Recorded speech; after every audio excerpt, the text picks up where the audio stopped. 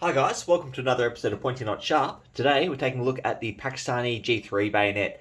Now this bayonet is quite interesting because it's a bit of a hybrid really between a G3 and a British number 5 or jungle carbine bayonet, as you can see by taking a look at the blade. Now, it's unclear if this bayonet has an actual designation for itself. As far as I can tell, it's just called the Pakistani G3 or just the G3 bayonet. Now, these are made by the Pakistani Ordnance Factory for the G3 A4 rifle. In general, the G3 A4 rifle, but specifically the G3 P4, the G3S, which is a shortened version of the G3, and the G3M, which is more of a tactical modern version of the G3, with Picatinny rails and all kinds of cool features like that. Now, the G3 was in Pakistani service for quite a few years, so these bayonets were made between 1967 till at least 2013. They might still be making them now. And from what I can tell, well and truly over 1 million of these have been made. And while they're generally pretty cheap to get, they don't turn up too often, so they can be a little bit difficult to find. Now, the G3 replaced the Lienfeld number 4 rifle in Pakistani service, and this bayonet replaced the number 9 Mark 1 bayonet. Now, it appears that Pakistan received tooling from BSA in the UK to manufacture the number 9 bayonets, and they had their own organic industry for making their own number 9 bayonets, which they used for quite a while. At least until 1967, probably well and truly beyond then, as there's always a bit of an overlap when you're introducing a new service rifle. Now, these bayonets and rifles have seen extensive use in Pakistani service. They've been around for years, and Pakistan, if you're not aware, of seeing a lot of conflict. So you're looking at a lot of use in the India-Pakistani conflicts. There's so many of those conflicts and wars. The conflicts throughout the Middle East, Pakistan's had something to do with a lot of the Middle East, particularly in Afghanistan. There's the US-led war on terror, not to mention all the issues that Pakistan faces within their country, their internal conflicts and coups, and external UN missions. So these G3s and Pakistani G3 bayonets have seen extensive use. Now, currently, I don't know if they've come up with a final decision yet from what I've read, but Pakistan is looking at replacing the G3 in service. And I believe it was 8 years ago they were putting requirements out for what a new rifle should have. Now, initially they were looking at the Scar 17. However, I believe that was excluded due to cost. Now they're looking at something built and designed within Pakistan. I think they've got one or two there looking at the moment, which are prime contenders. And I have no idea if they take bayonets, if they take this style, if they take something else, or what they're doing. If you know, comment below so you can enlighten the rest of us, so we can have a scroll and figure out what's going on there. Now, we'll jump into the construction of this bayonet, and that's where this sort of becomes really interesting. It sort of becomes a bit of a hybrid. So, straight off the bat, like all G3 bayonets, we have our funky cylindrical handle with our little space age style pommel here with our little catch at the 9 o'clock, as you can see. So for comparison, here is a commercial German G3 bayonet. And you can tell just by looking at the handle where all the inspirations come from. We've got, the slant here, we've got the little flash guard, plastic grip. The Pakistani has a lot more ridges in the grip. It's made of a nice hard plastic. It's a little shiny, as you can see. And the button is pinned just in there, same as the Germans were. So that's the handle. The crossguard is pretty much the same. The German ones had a little bit more detail in there. This is a bit simpler, a bit more like the Turkish G3. I wish I still had that one so I could show you for comparison. And this is really where everything starts to change. So everything forward of the crossguard, the blade profile is that of a number 5 bayonet that the British used, which is the same as the number 9 which the Pakistanis were using and manufacturing.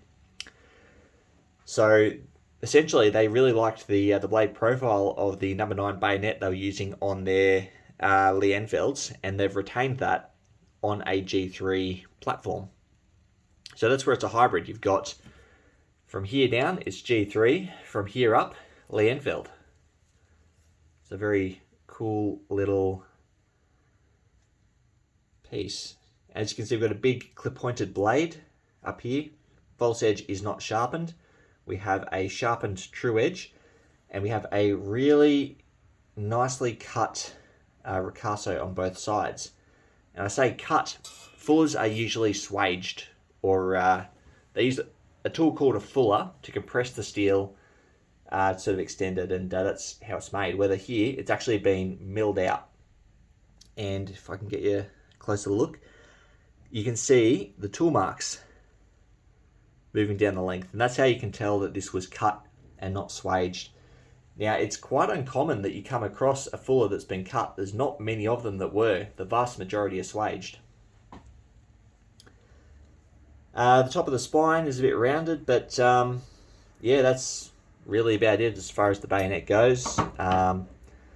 The muzzle ring, 22mm Stanag muzzle ring, because G3 has a Stanag muzzle device on it for Stanag rifle grenades. Then moving down to the scabbard. So there's two kinds of scabbards you commonly come across with these. Generally, actually, when you come across these, they don't have scabbards. Occasionally you find them with number 5 scabbards, like this one here, which is correct, because these were issued with these scabbards, because they had so many of these already from their number 9 bayonets. The other kind of scabbard is one that was specifically made for these, and they're very hard to get your hands on. You don't see them very often. And essentially it's similar to the number 5, it's just a little bit bigger, and it's got a seam running down the front. So this is the early version of this bayonet, made in the 60s and 70s. In between 2005 and 2013, there was a second run of these.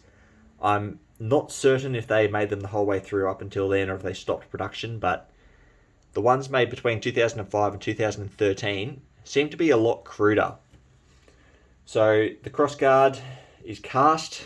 The handle's made of like a much cruder matte plastic, and just generally the finish is not quite as nice.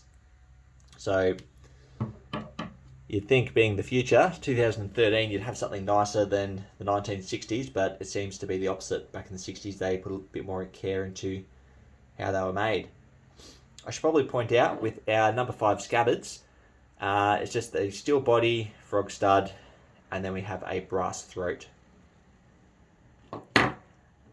Finally, the only other thing to really say about these is the markings. And generally, all of their markings are in one place, just here. So at the top, you have POF, which is the manufacturer's marking for Pakistan Ordnance Factory. Below that, we have 69, which is the year of manufacture, and that's always going to be 2 digits. There's 2 other markings, actually. Then we also have a broad arrow stamped within the fuller here. It's only partially stamped, so you can see a little bit of the vertical above my thumb and a bit of the diagonal just here. And then finally, we have a number stamped into the crossguard. I assume that's like a rack number or something like that. We have 157, or maybe that's a last 3 digits of a serial number to match it to a rifle, but it's not clear. You do come across these occasionally without broad arrows and without the serial numbers, and it's believed that those versions are unissued, but I haven't come across any, so I can't comment on them too much. Anyway, you don't come across these terribly often. I've only seen maybe 3 or 4 sell in Australia in the last few years, and I snapped this one up as quick as I could because they're cool and I like it. I don't know how common they are overseas. I've got a habit of saying something is quite hard to get or rare, speaking from my perspective here in Australia, but then other places in the world, they're terribly common and terribly cheap. So It could be subjective or they could be difficult to get. Take your pick. Anyway, guys, if you haven't already, please subscribe because I've got at least another 50 videos on the way. I've got a whole drawer full of bayonets I've still got to video, and there is some really, really interesting stuff in there. Probably a lot of stuff you haven't come across before, and it'd be a shame if you were to miss out. Anyway, thanks for watching, and I'll see you next time.